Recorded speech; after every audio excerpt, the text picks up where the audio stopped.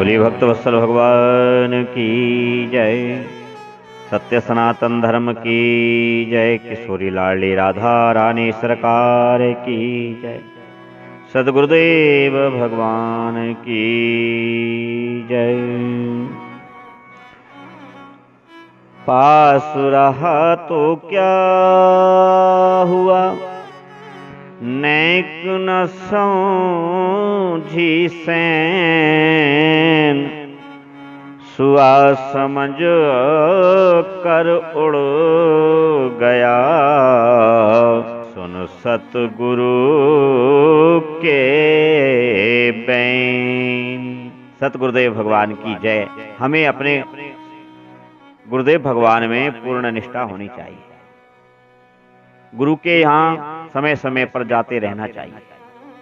किसी भी प्रकार का मंगल कार्य हो या कोई दुख का कार्य हो तो गुरु की शरण में जरूर जाना चाहिए।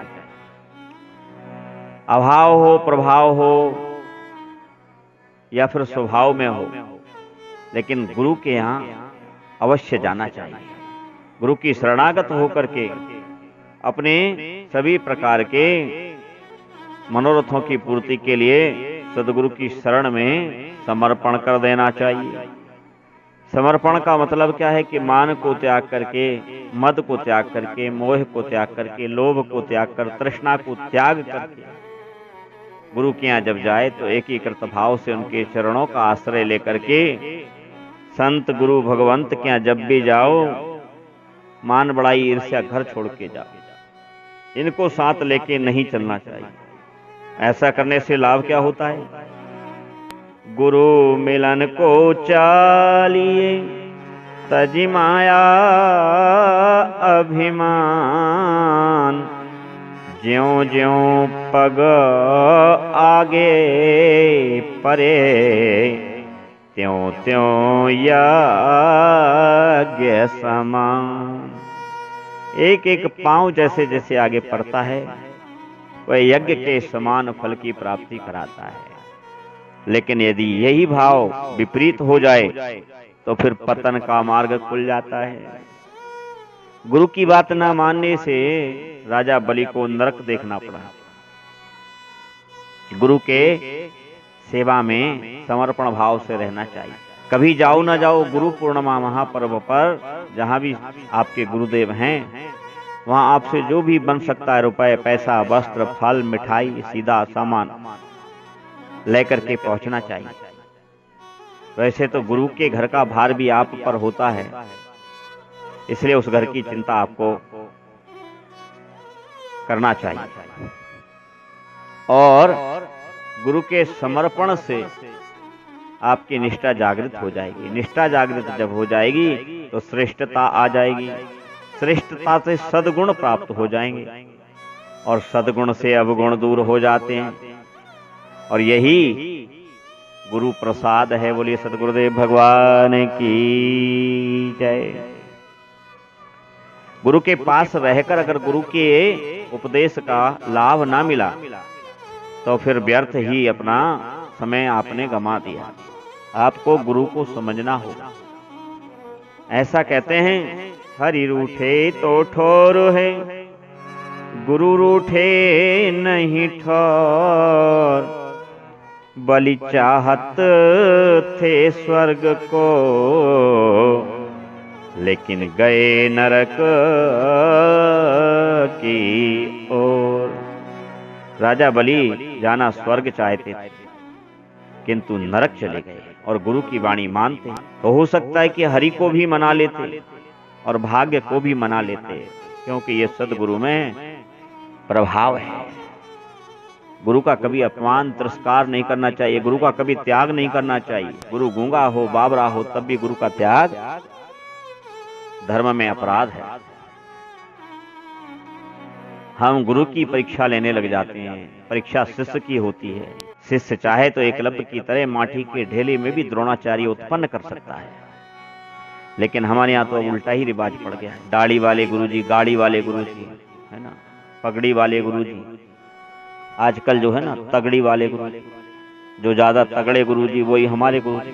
ध्यान रखो, सावधान रहो, छल से बचो प्रपंच से बचो, क्योंकि परमात्मा निर्मल मन वाले को प्राप्त होते हैं, प्रपंची को नहीं, छली को नहीं।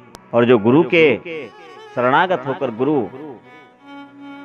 में अपने को देखने लग जाता है, गुरु की नैन समझो, गुरु के सैन समझो, गुरु के बैन समझो, तो आपका उद्धार होगा।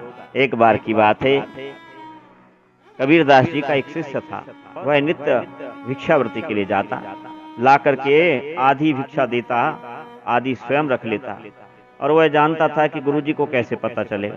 उसकी बुद्धि विकार युक्त थी।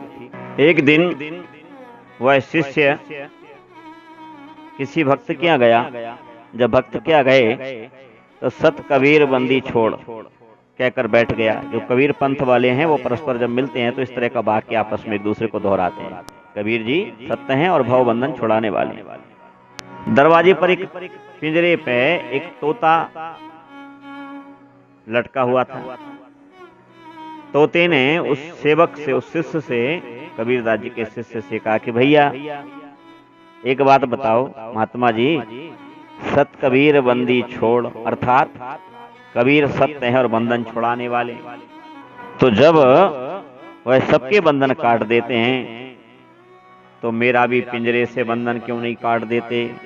शिष्य ने ये बात जाकर अपने गुरुजी को सुनाई, और गुरुजी ने जैसे ही शिष्य की बात सुनी तो एकदम बिल्कुल श्वास रोक करके बैठ गए। अब जब कोई हलचल नहीं हुई शरीर में, शिष्य ने समझा कि मेरे गुरुजी तो मर गए। अब रोने लगा बुरी तरह से, बहुत रोया। तभी कबीरदास जी की समाधि टूट गई, और समाधि टूटी तो वह जोर जोर से हंसने लगा। खुशी का ठिकाना ना रहा उसका। कबीरदास जी ने पूछी कि ये खुशी कैसी। शिष्य बोला महाराज क्या बताएं, आप मर गए थे, अब प्रभु कृपा से आप जी उठे। मैं जब से ही भगवान से प्रार्थना कर रहा हूं कि मेरे गुरुजी को जिंदा कर दो। तो बड़ा अब बताइए कि इससे ज्यादा खुशी क्या होगी। कबीरदास जी मन ही मन हंसे और शिष्य को पुनः भिक्षा के लिए भेज दिया। दूसरे दिन शिष्य पुनः उसी भक्त के घर पहुंचा, और तोते ने चहक करके पूछा कि प्रभु आपने मेरे प्रश्न का उत्तर पूछा कबीरदास जी से। अब वह साधु नाराज हो गया, करी चुप रहे मूर्ख, तेरी वजह से मेरे गुरुदेव मर गए थे हैं? और तूने ऐसा प्रश्न पूछा।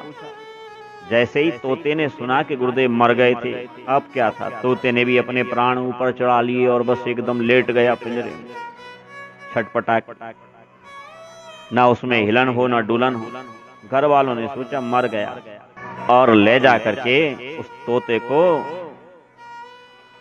बाहर एकांत में छोड़ आए कि ये मर चुका है। शिष्य को बड़ा आश्चर्य हुआ कि तोते की बात गुरुजी से बताई, गुरुजी मर गए, गुरुजी की बात तोते से बताई, तोता मर गया, ये माजरा है क्या। लौट करके कबीरदास जी के शिष्य ने जिज्ञासा प्रकट की कि गुरुदेव एक बात बतलाइए, तोते का संदेश आपको कहा तो आप मर गए, और जब वही आपका मरने वाला आख्यान तोते को सुनाया तो तोता मर गया। ये बात मेरी समझ में नहीं आ रही। कबीरदास जी हंस पड़े, और कबीरदास जी ने कहा पास रहा तो क्या हुआ, नेक न समझी सैन, सुआ समझ कर उड़ गया, श्री सदगुरु के सुनो बैन। तू मेरे साथ भी रह करके उस गूढ़ वाणी को न समझ सका। तोता इतनी दूर था, लेकिन एक ही बार में मेरे सदुपदेश को समझ गया कि अगर मोक्ष चाहते हो, मुक्ति चाहते हो, तो यही यत्न करो, मर जाओ। अर्थात जीव कल्याण चाहता है तो संसार में तो रहे, लेकिन सभी अपनी आसक्तियों से मर करके, आसक्तियों से वृत्ति ले ले, फिर जहां जी चाहे वहां रहे, उसका कल्याण होगा। बोलिए सदगुरुदेव भगवान की जय। आप सबका मंगल। श्री राम जय राम, जय जय राम, श्री राम जय राम,